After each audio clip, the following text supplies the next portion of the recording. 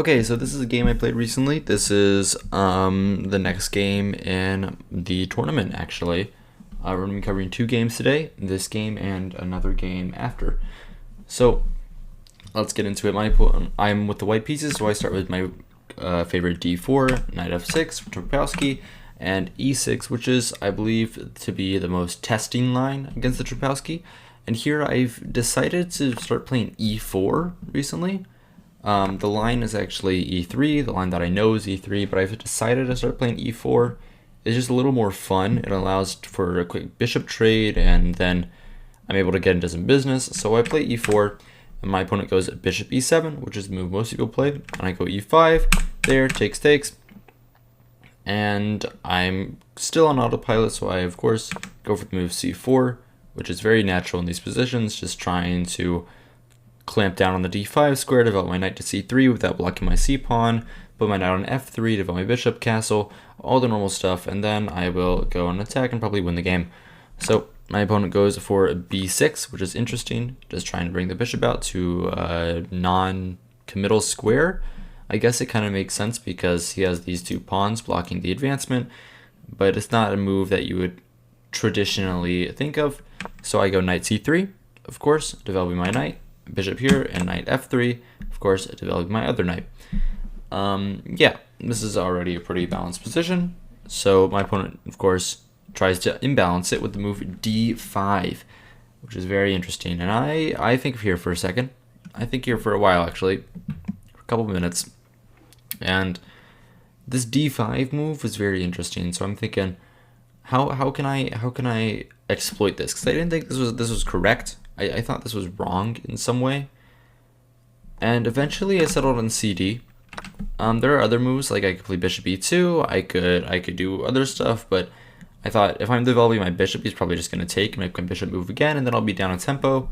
So I don't know about that. I could play rook c1 if I wanted, but I thought this was the best way. So CD, knight d, and I decided to go for my own fianchetto with the move g3, and I thought this was very smart because my opponent can take, and this pawn is defended with the pawn, and my bishop is defended. My knight is defended with the queen, and then I'm gonna go bishop g2, and probably be better because I'm fighting for the diagonal. I have more space in the center. I can castle, and I just think I'm better overall. So my opponent here goes knight d7, developing a knight. I didn't think this was very smart. I thought the knight would be better situated on maybe a6 or c6 after my bishop move. So a move I would play here would probably be castles. Then after here, my opponent could probably go for knight a6 maybe, or knight c6. And I thought that's probably the best way to play, but whatever. My opponent can do whatever they want. And they go for knight d7. So I go bishop g2, solidifying the destiny, and my opponent goes for c5. And I was like, this is kind of... I thought this was weakening.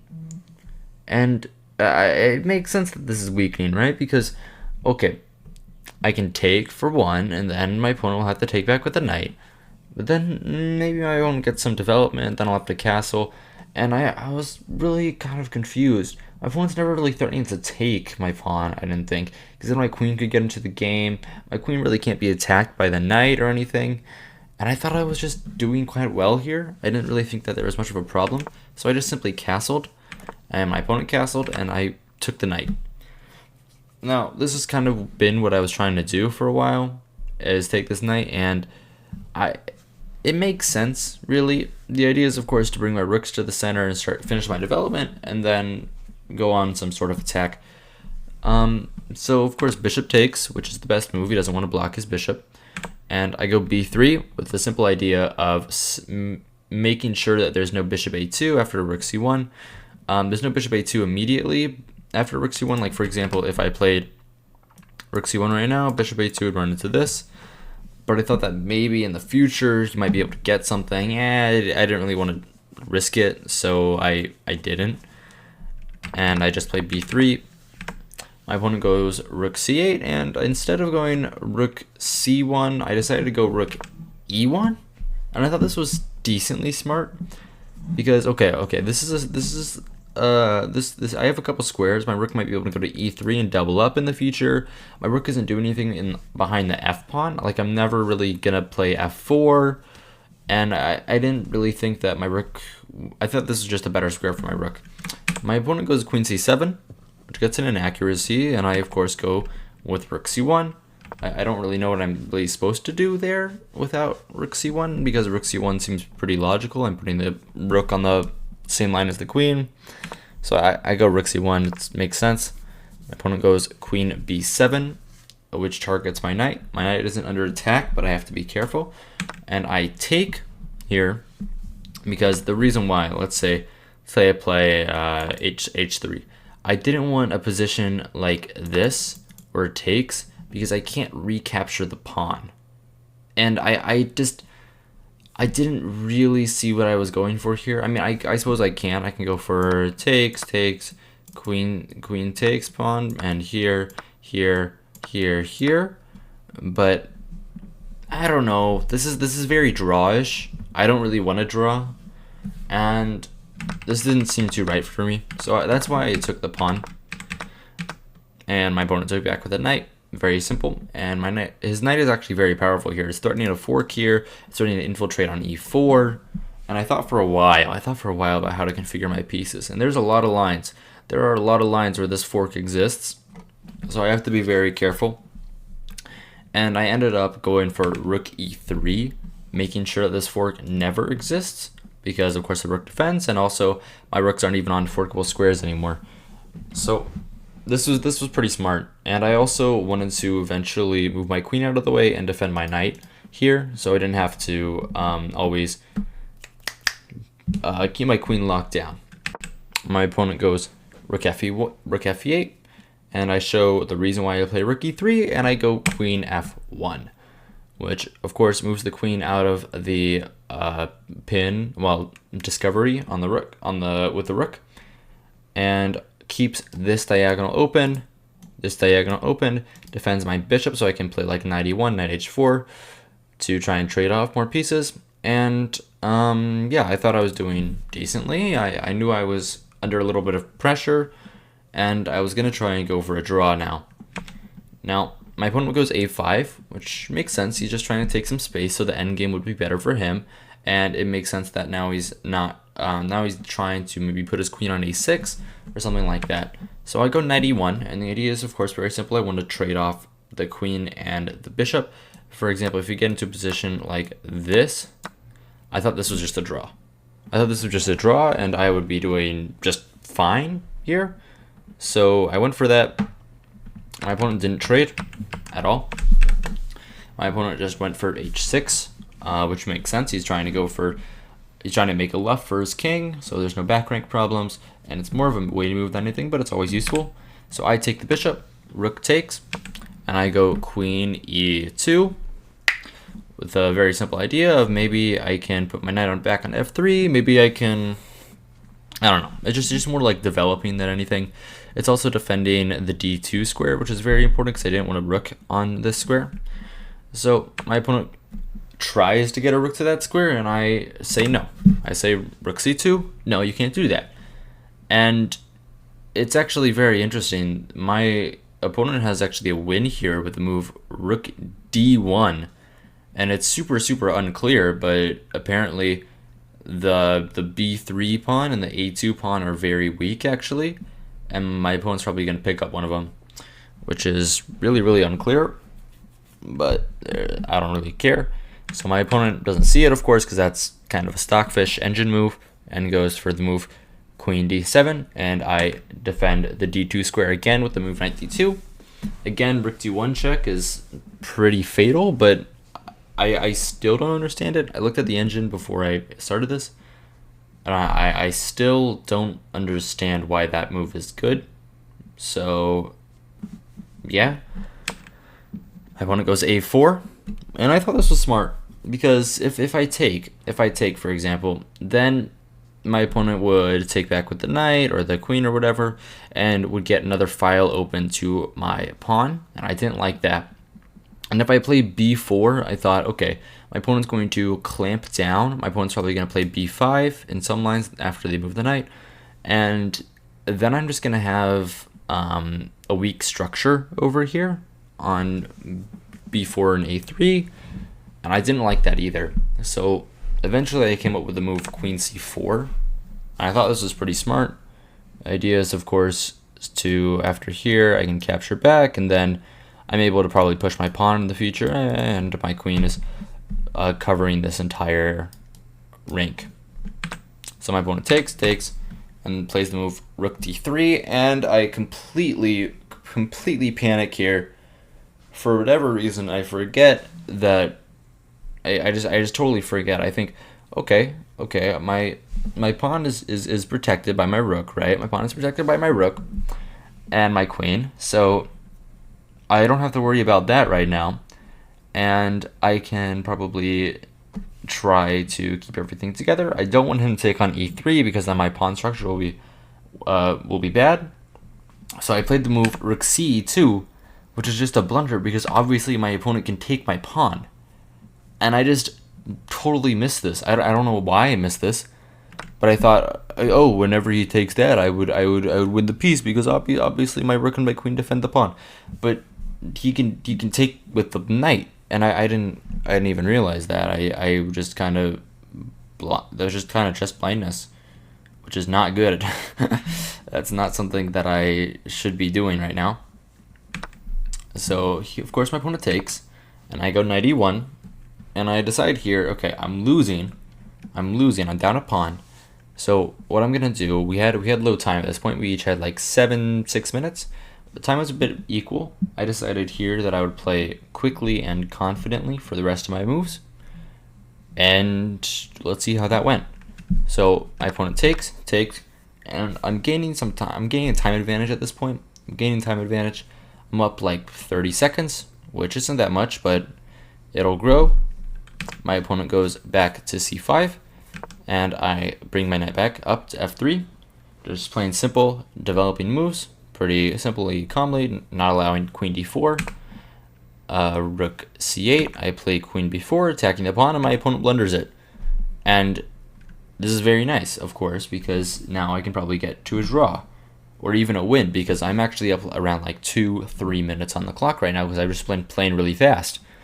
So I take the pawn, queen d1, king g2, and queen d5, of course, pinning my knight and making some practical problems for me. And unfortunately, this is all the game that I have, because we were both under 5 minutes and we stopped notating. So yeah, it's kind of rough, but what can you do? I mean, it's kind of the rules. If I keep notating, then I just be wasting time, and I didn't want to waste time. I can tell you how the game ended though. How the game ended, basically we got down to a position where I won, where he moved his king up around this way, put his rook here, and someone put his rook here, and I managed to unpin myself, bring my knight around, and win a couple of pawns on this side of the board. I got into a position where we traded queens and rooks, and it was just knights on the board, where I had a 3-on-1, but then my opponent traded it, so it was a 2-on-0. And unfortunately, my king was unable to escape the checks, and we just made a draw where I had around 30 seconds on the clock. My opponent had 1 second on the clock. Yeah, I mean, a draw versus stronger rated player isn't bad, but a draw in a winning position is kind of sad. So, not happy with this game, kind of, because, I mean, again, I did go from losing position to a drawn one, but still, I mean, I'd rather win the game. Either way. So that was this game. Let's get into number 2. And we're back with game number 2. So this game, I was also playing with the white pieces, and I start off with d4. My opponent plays e6, which is, of course, trying to transpose into the French defense after e4. And I don't really like doing this, so I just go for bishop f4. And my opponent plays d6, which is clearly an invitation into the HIPPO, which is an awful opening. Which is just a terrible, terrible opening. and I was a little bit confused. So of course I play e3, go for c4.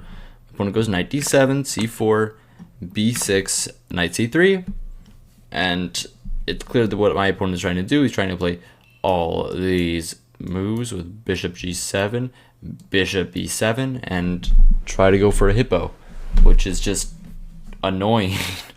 So of course my opponent was bishop b7. I go knight f3, g6, and I go bishop e2, which is very simple. I might want to castle, I might want to play h4 at some point. My opponent goes bishop g7, and I go rook c1. Of course, just developing my rook. My opponent goes knight e7, I go h4, just as kind of a warning shot to say if he's ever castled this way, I have h5, but of course my opponent will play the move h6, which is in the spirit of the hippo, which basically means whenever I would play a move like h5, like for example, if I play h5, he would play g5. And he's just trying to lock down the position and make it draw, which is like the most annoying person to play against. And that's kind of the point of the hippo. If I play any move past on the 5th rank, then my opponent's going to play a counter move and try to force a locked structure. So I play b4, just taking space, because why not? My opponent plays a5 now, which I thought was a pretty good move. Of course, targeting my pawn. So I play this very simple approach. I go for a queen b3, which is somehow losing, and I don't even understand really, because okay, let's see. Queen b3 defends the pawn. After a b, queen takes. There's nothing here. My pawn on a2 is defended by my knight. I guess maybe my opponent is some like e5 might work, but I don't even really get it, because bishop back here, it's pretty average. I guess you can win a pawn like this. Well, no, you can't even, because the rook would be a hit. And then, yeah, I don't even really understand how you get an advantage here with black. But somehow my opponent managed to do it, and my opponent, of course, goes for a very interesting move, which is the move rook a5, which, of course, is simple. He's trying to defend the entire 5th rank, and it makes sense. So I decide to play normally, and I go for rook g1, because I'm still trying to win, right? I think I have a good position here. My opponent doesn't have anything beyond the 6th rank besides one piece, and I have all of my pieces developed. So I'm trying to play g4, and my opponent goes knight c6, attacking my queen and putting pressure on my pawn on h4 with the discovery of the queen, but my knight always defends it, so I think I'm okay to just play queen b3, which defends my pawn even more, and I don't see why I would be lost here.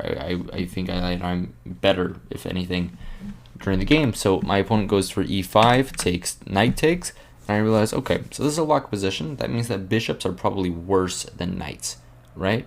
So if I wanted anything in this position, I probably want to get into a position where I have the knights and my opponent has the bishops. So that's what I go for. I take with the bishop, knight takes, bishop takes. And I think, okay, I have a knight and my opponent has the bishop pair, which is normally good for the bishop pair, but this position, there's not a lot of like free space. Like, I feel like I still have a lot of activity with my knight. So I, of course, played g3, first of all, to defend the pawn on h4. So my opponent was to take it with his queen. And I still feel fine. I mean, it doesn't seem like it's -2, but apparently it is. My opponent goes castles, and I go h5, because my opponent castled over there, so I wanted to attack him, which makes sense. So my opponent takes on c3, which is interesting. I'm, of course, calculating here if I should take back with the queen instead and just sacrifice my pawn, but I decided against it. I decided that rook takes is probably fine. Then my opponent has an interesting move that I didn't see. My opponent has queen f6, which I didn't realize. And of course, if I would take on g6, then captures, and my opponent gets this on the f2 pawn, and that's of course bad, so I'm not going to take. And my opponent's also threatening, just super low key, he's threatening rook takes a2, and after queen takes with check, and my opponent would be winning a pawn in that line. So I didn't want to allow that, and I go rook c1, which makes sense. Now my opponent goes rook fa8, attacking my pawn, and I go captures, which makes a lot of sense. I think that that move makes sense because, of course, I'm trying to open up his king, and he let the pawn live there for too long, so I have that option now. My opponent goes takes, and now, of course, this allows me to play c5 with check. And this makes sense to me because, of course, after d5, which is the most logical move, I would play cb. cb, probably queen takes to save his pawn, and then I could probably just keep pressuring him with some moves. And that's kind of what I do. He goes that, and I go takes, and my opponent takes back with the queen, which makes a lot of sense. And actually, if I take the queen right now, it's a draw, which is incredible that I actually have this option. But I wasn't really looking for a draw. I thought that my position was, well, it was worse. At this point, I thought my position was worse because he has the pressure. But I didn't think that I would be losing ever, and I thought that, okay, maybe I could have some winning chances if I play something like queen c2, right? Because that attacks the pawn on c7 and puts pressure on the pawn on g6, so I have like bishop d3 ideas in the future. So that's what I go for, and I go for queen c2, which loses, again, to rook a2. And unfortunately for me, the move queen c7, which I thought was going to work here, and I'm like, okay, I have material equality. It doesn't work because of the move queen b2, and I just resign here. Yeah, there's nothing I can do. Either, well, I have two moves. I have two moves that I can play. I can either go for, well, actually I have one move that doesn't blunder checkmate. I have queen c2, and then in this line I would be down a rook, and I would lose the endgame no matter what, so I didn't really decide on this because obviously. And the other option is just, if I ever move my bishop anywhere, I just get checkmated on one of these two squares. So this is just lost, which is kind of sad. But I mean, you win some, you lose some. It's how the game is played. So I didn't really think about it too hard, and yeah, lost against the HIPPO, which is probably one of the worst openings in chess. But whatever. I mean. So that was round 4. That was the last round of the tournament, and I ended up with 1.5 out of 4, which isn't bad, but of course I think I should have probably won this game. Either way, that was this video. Hope you guys enjoyed. Good evening and good night.